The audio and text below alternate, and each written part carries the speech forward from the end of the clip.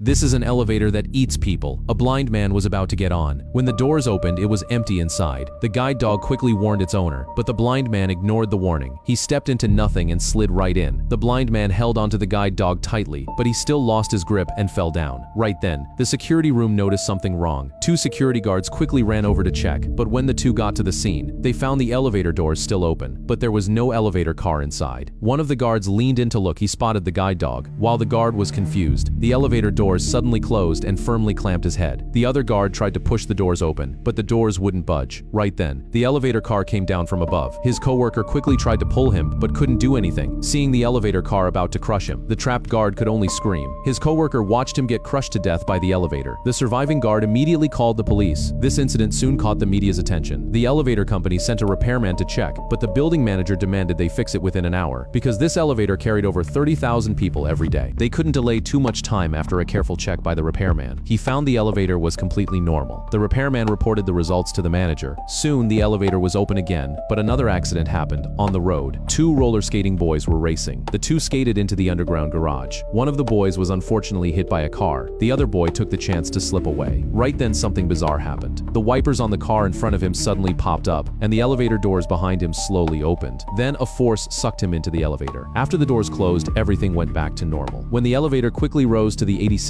floor, the skater boy flew out from inside, crashed through the glass, and fell off the building. The pedestrians on the street were totally shocked. Facing the reporters' interviews, the police were also very confused. Meanwhile, a little girl came to play in front of the elevator. The elevator doors suddenly opened. Then the elevator went straight up with its doors open. The little girl curiously leaned down to look. Soon, a scream came from the scene when the teacher ran to the elevator. Turns out the little girl was completely fine, only her doll was flattened by the elevator. On the other side, the repairman saw the news report about the building. He carefully checked the elevator files at home. Right then, a reporter showed up at his door. This female reporter was also covering the elevator eating incidents. The reporter Anna pulled out the tape of the garage incident and found this elevator definitely had a problem. The two found the elevator supervisor to ask about the situation, but the supervisor seemed to be hiding something. Then the two drove away in anger. Soon it was the next day. When the building manager was taking the elevator, a person suddenly dropped down from above. The manager was terrified and quickly crawled out of the elevator, but the police thought it was just an accident, so the elevator was open again. At this time, a group of people walked into this elevator again. But after getting in, everyone noticed something was wrong because the elevator didn't stop at all as it passed the floors, and it was still going up rapidly. The people in the elevator were very scared. Suddenly, the bottom of the elevator cracked open. Everyone inside fell down. Finally, the elevator crashed straight through the roof. This tragedy finally caught the president's attention. The president thought it was a terrorist attack, so he sent the FBI to investigate. Soon, a large number of SWAT officers arrived at the building. Reporter Anna and the repairman also sneaked into the building. The repairman quietly went to the control room on the roof. He turned on the power and slipped into